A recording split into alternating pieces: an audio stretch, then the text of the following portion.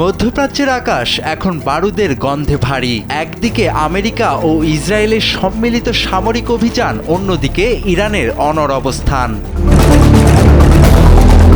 ইরানের পরমাণু কর্মসূচিকে কেন্দ্র করে গেল শনিবার থেকে সংঘাতে জড়িয়ে পড়ে দুই পক্ষ।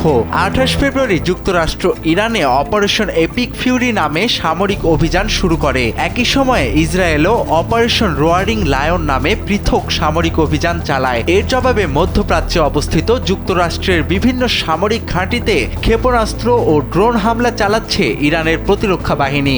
ফলে পুরো অঞ্চলে যুদ্ধাবস্থা বিরাজ করছে।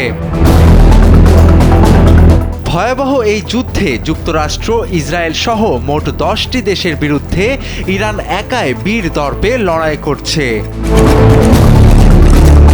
ইরান সবচেয়ে বড় চালটি চেলেছে সমুদ্রপথে।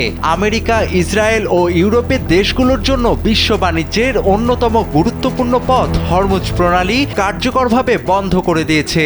দেশটির বিপ্লবী গার্ডস সাফ জানিয়ে দিয়েছে পশ্চিমা দেশগুলোর কোনো জাহাজ এই পথ দিয়ে পার হতে পারবে না। এর ফলে বিশ্ববাজারে জ্বালানি তেলের সরবরাহ ব্যবস্থায় ধস নেমেছে। পাশাপাশি তেলের দাম হু হু করে বাড়তে শুরু করেছে।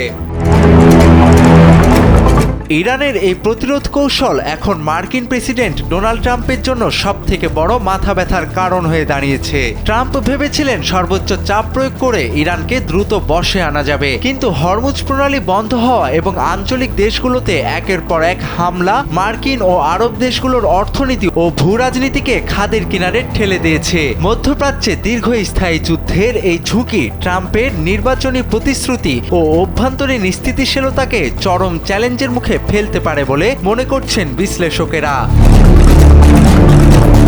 তোফায়েল আহমেদ, কালবেলা।